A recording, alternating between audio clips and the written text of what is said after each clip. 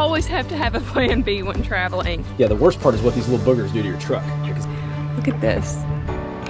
One of the most populated spring areas in the world. What's your favorite spring we've been to in Florida?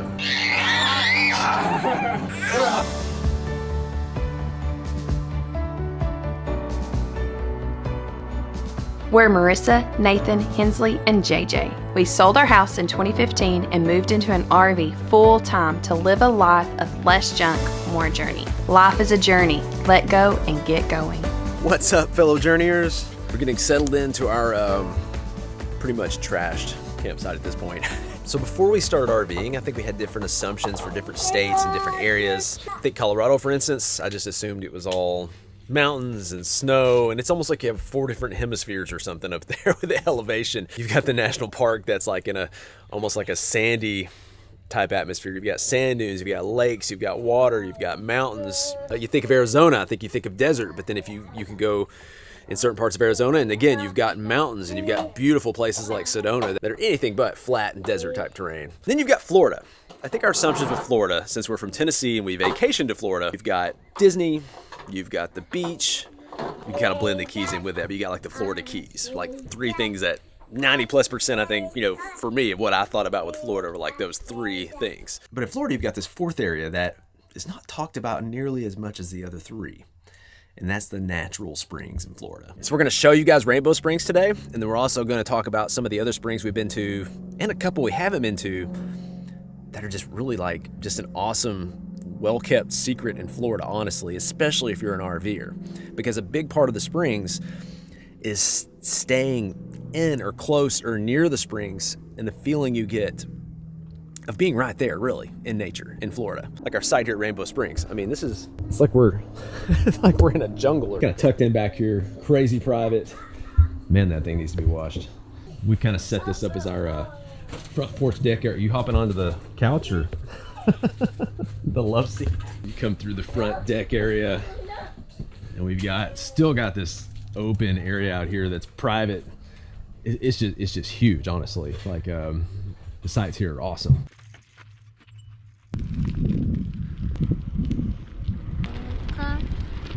There's a pull-through site. You like that bell, don't you, Hensley? Wow. I put on her face, do it. Boat.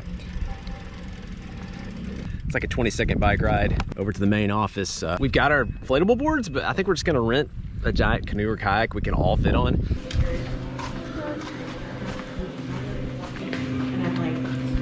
You always have to have a plan B when traveling. JJ had a meltdown right before it was time to get on the boat, so we are going to divide and conquer today. And so Nathan's going back with JJ and me and this girl. We're gonna go on a girls' adventure today. Here, buddy. Here you go. So in the historic words of Ron Burgundy, that escalated quickly. I mean, that really got out of hand fast. It jumped up a notch. It did, didn't it? I didn't get it all on camera, but basically we went into the park office to register everything. JJ saw something he wanted. We told him he would not get that, and then a meltdown ensued. And we realized we brought no pacifier. We brought not enough snacks. He was screaming for his chocolate milk. We didn't have that. So we could not diffuse the situation. And so, yeah, we kind of goofed on that. Kids are kids. They're still gonna have meltdowns. Had this been a day where we paid a lot for an all-day excursion, we would have just powered through it and filmed it, which we've done before. But today was not that situation. We are in Rainbow Springs State Park. We are minutes away from the boat launch. So I quickly made the decision, look, I am not getting on the boat with this kid. I'll take him back to the RV. You and Hensley have an epic time. We'll see you later. This guy scared him off. Okay guys, so we're kayaking. Serious kayaking. And we've been having so much fun. What do you want to do? You line them up? Oh dear. Forgetting the passy and the milk was one of our mistakes. I also made a mistake. This is a pro tip, by the way. I had the trash, but I was too lazy to take it the night it needed to be taken, and I thought, well, I'll just throw it in the truck and take it in the morning. If you're in Florida, I mean, there are raccoons. So I threw it in the back of the truck, and they went in and they dug out what they wanted and made a mess. But the mess is not the worst part of it. Yeah, the worst part is what these little boogers do to your truck, because they just climb up anywhere they can. They climb up here, they climb up over here. I would like to say their wet, grimy paws are the worst of it, but those paws also have claws. Not good. So don't leave the trash in your truck. Just don't do it. Just take it. It doesn't matter how tired you are, what time of night it is. Just take the trash. So Rainbow Springs, from what I can tell, because I don't get to go anywhere really, but from what I can tell on the map and everything we read in the visitor center and what we have gotten to do here, it has like at least 3 different areas along Rainbow River. So you've got the campground, which is pretty well placed. It's kind of in the middle. You've got the tubing area you can launch from. It's like maybe half a mile down the road. And then you've also got like the main state park area that's the other direction, half a mile-ish down the road, which from what I understand has like a swimming area, trails, concessions, probably the largest area as far as like things to do going on. Did that help, buddy? So this campground's cool, but you're not exactly like within minutes or a walking distance to everything there is to do in the park. We stayed in Wekiwa Springs State Park, and that park's sort of the same. You have to ride your bikes, I don't know, like a mile-ish to get to the actual springs, but the springs themselves just absolutely beautiful. There's not a ton to do there. Really, you just kind of have the main springs area where you can swim and hang out. It's a pretty low-key, smaller state park with kind of like a chill kind of feel, sort of like this state park. So we made it to the head of the springs. It's about a 45-minute paddle to get to the swimming area here. So you can swim here. There's a few hikes here. Look at this.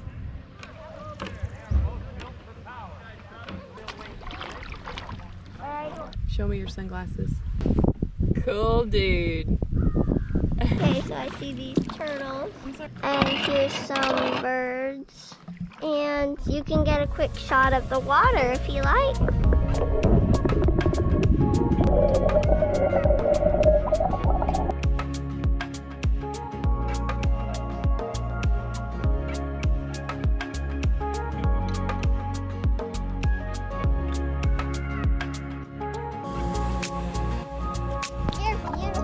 Oh, thank you.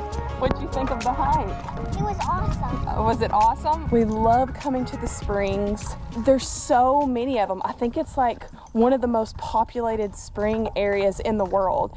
So every time we come to Florida, we explore a new springs. We've never been to this one before, and I just love checking them off the list because they're so unique and beautiful.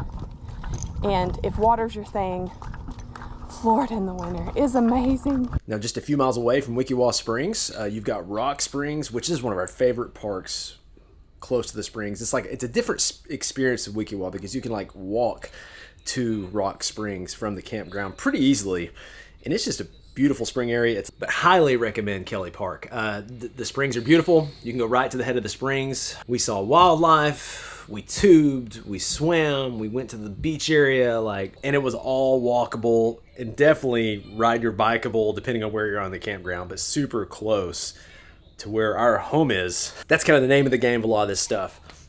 Being close enough where your home's there, you can go back and eat lunch real quick. You can do what you gotta do with a toddler and still get to hang out and do things. We love, love, love when our home is in these locations. Hey, How was it? we made it. Great. Was it great? I saw an alligator. No way! How big was it? She did. The lady at the rental place was like, you don't really see them out very much when people are around and during the day, and Hensley did. They do about as good as we've seen. When you look out, all you see is lush vegetation. No, you this don't is an feel awesome sight. You think we're in the middle of nowhere out here. Pretty awesome. We haven't even had to be shutting our windows at night to No. for privacy. Marissa, yeah, she needs her It's not me, it's you. Yeah, whatever. No, it's for you. Oh, I don't. It's joking. Look, you know you've got a good campsite when you can still walk around your underwear if you want to, with your windows open. Yeah. 10 out of 10, highly recommend. 10 out of 10, yes. So I think one of the campgrounds we stayed at, as far as like location, being epic and just like walking to pretty cool stuff. And part of it was because of the site we had that happened to be open on first come, first serve with Finding Our Someday, was Jupiter Springs. Those springs were just gorgeous. We could walk the trail to there anytime we wanted to from the campground. I know Marissa took like she was pregnant at the time, and Corey took some, you know, probably some of the coolest pregnancy pictures you could take, you know, in a spring. I mean, it was a pretty awesome experience. Jupiter Springs is not insanely well known. It's not huge, but as far as like where we rank that on the springs, it's up there. It's up there. It's really beautiful. Love how quiet this campground is. Look how so private. Except for the creepy YouTuber on his bike. And I'd say as well, what might bump this one above some of the other state parks, if this is a priority for you, there are full hookups here. So we have water, electric, and sewer, 50 amp electric, which is really like a coveted thing, like as far as state parks go. Now with a couple of the springs we have done day trips to, but we have not camped there. Silver Springs is one of the better known springs. I think it's got the most volume of any spring. You can do the glass bottom boat tour.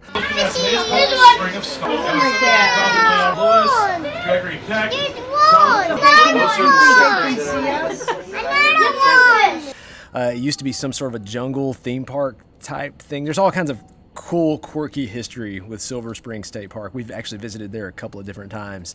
You can kayak there as well. It's a beautiful, beautiful stop. I mean, I would say that's almost like a must do. Another day trip to some springs that Marissa took was to Crystal River, Crystal Springs area, and she swam with the manatees. And at this point, we had never even seen a manatee. So it was insanely magical for her to experience that, and she still to this day says that's one of her favorite things she's ever done. Hello, juniors. We've just went on an adventure at Rainbow Springs on a kayak. We didn't fall in. No JJ because he's been home all day.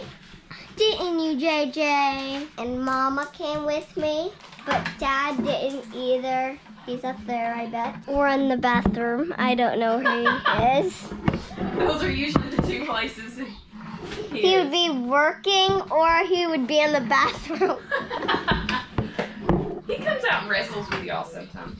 You look so cute doing that.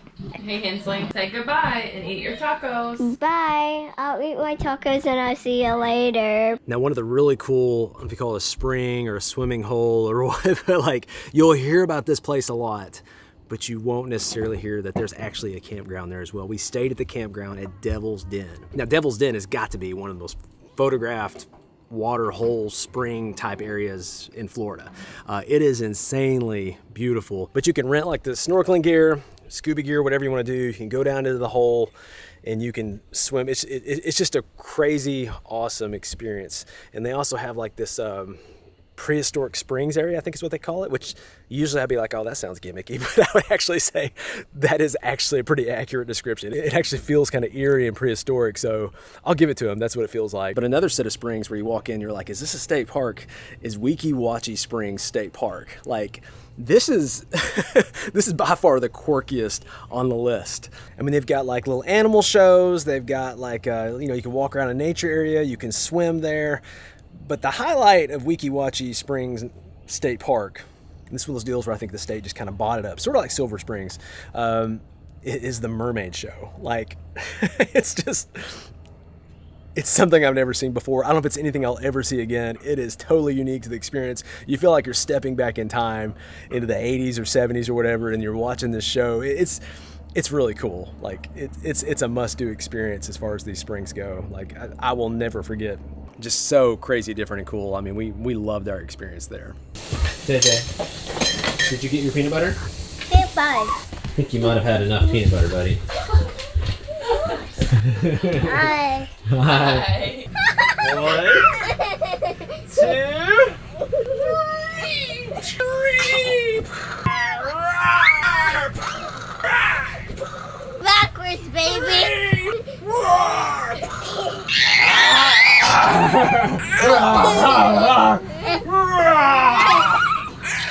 What's your favorite spring we've been to in Florida? I think the One that I get most excited about is the natural lazy river at Kelly Park. Really? Yeah, Okay. I don't. Okay. But I mean, swimming with the manatees was like that experience was one of the highlights of our RV travels. The same. I think Kelly Park is my favorite too. We've been there twice. It just feels sort of like the most homey park, I think, to us. We're gonna link to all these springs that we've been to. I'll put a playlist together and I'll link to that for you guys if you want to check all those out. Also, let us know what your favorite spring is. Maybe you've been to it or maybe you just want to go to it. We would love to hear from you guys. But Give us suggestions. Yeah, let us know. Yes, absolutely. But that's been our adventure for today. Until next video, we'll see you guys on the next journey.